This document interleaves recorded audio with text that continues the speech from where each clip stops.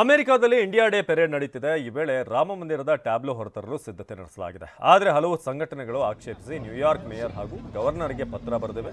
India day ಪೆರೇಡ್ನಲ್ಲಿ Rama ಮಂದಿರದ ಸ್ತಬ್ಧ ಚಿತ್ರವನ್ನು ನಿಷೇಧಿಸಲು ಬೇಡಿಕೆ ಮುಂದಿರಿಸಿವೆ. ಆದರೆ ಇದಕ್ಕೆ ಹಿಂದೂ ಸಂಘಟನೆಗಳು ಇದನ್ನು ತಪ್ಪು ಎಂದು ಕರೆದಿವೆ ಮತ್ತು ರಾಮ ಮಂದಿರದ ಟ್ಯಾಬ್ಲೋಗೆ ಅನುಮತಿ ನೀಡಲು ಒತ್ತಾಯಿಸ್ತಾ ಇವೆ.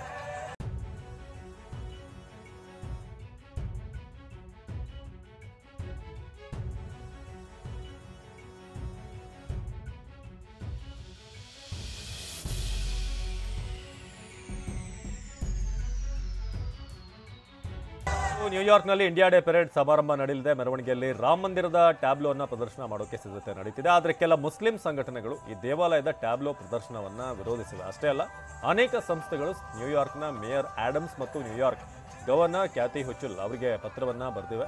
ರಾಮ ಮಂದಿರದ ಟ್ಯಾಬ್ಲೋವನ್ನು ಮುಸ್ಲಿಂ ವಿರೋಧಿ ಎಂದು ಕೆಲ ಸಂಘಟನೆಗಳು ಕರೆದಿವೆ. ಸೊ ಏನಿದು ವಿವಾದ ಅಂತ ನೋಡೋದಾದ್ರೆ, ಸ್ವಾತಂತ್ರ್ಯ ದಿನಾಚರಣೆ ಪೆರೇಡ್ನಲ್ಲಿ ಶ್ರೀರಾಮ ಮಂದಿರ ನಿರ್ಮಿಸಲಾಗಿದೆ.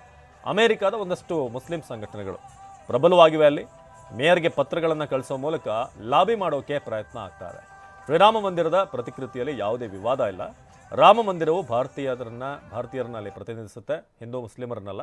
ಇದು ಕೇವಲ ಹಿಂದೂಗಳ ಗುರುತಲ್ಲ, ಇದು ಭಾರತೀಯನ ಗುರುತು ಅಂತ ಹಿಂದೂ ಸಂಘಟನೆಗಳು ಮುಖಂಡ ಹಾಗೂ Hindu action executive director Utsav ಚಕ್ರವರ್ತಿ ಅವರು ಈ ಒಂದು ಮಾತನ್ನು ಹೇಳಿದ್ದಾರೆ.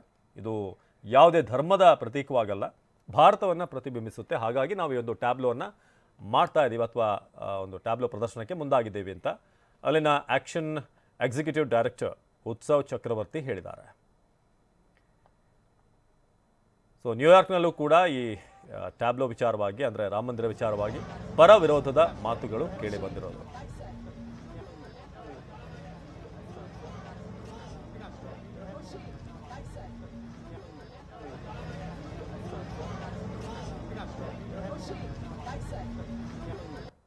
ಹಾಗಾದರೆ ಮುಸ್ಲಿಂ ಸಂಘಟನೆಗಳ ವಾದ ಏನು ಅಂತ ನೋಡಿದರೆ, ಅವರು ಹೇಳುವಂಥ ಪ್ರಕಾರ ಬಾಬರಿ ಮಸೀದಿ ಧ್ವಂಸ ಮಾಡಿರುವಂಥ ಕೃತ್ಯವನ್ನು ವೈಭವೀಕರಣಗೊಳಿಸಲಾಗ್ತಾ ಇದೆ. ಹಿಂದೂ ರಾಷ್ಟ್ರೀಯತಾವಾದಿ ಸಿದ್ಧಾಂತದ ಪ್ರಚಾರವನ್ನು ಮಾಡಲಾಗ್ತಾ ಇದೆ. ಹಿಂದೂ ಸಿದ್ಧಾಂತವನ್ನು ಭಾರತೀಯ ಗುರುತು ಅಂತ ಕರೆಯೋದು ತಪ್ಪು. ಭಾರತ ಜಾತ್ಯತೀತ ರಾಷ್ಟ್ರವಾಗಿದೆ ಅಂತ ಕೂಡ ಅವರು ವಾದ ಮಾಡಿದ್ದಾರೆ. ಸೊ ಇನ್ನು ಹಿಂದೂ ಸಂಘಟನೆಗಳು ಇದಕ್ಕೆ ಭಿನ್ನವಾದಂಥ ವಾದ ಮಾಡ್ತಿವೆ.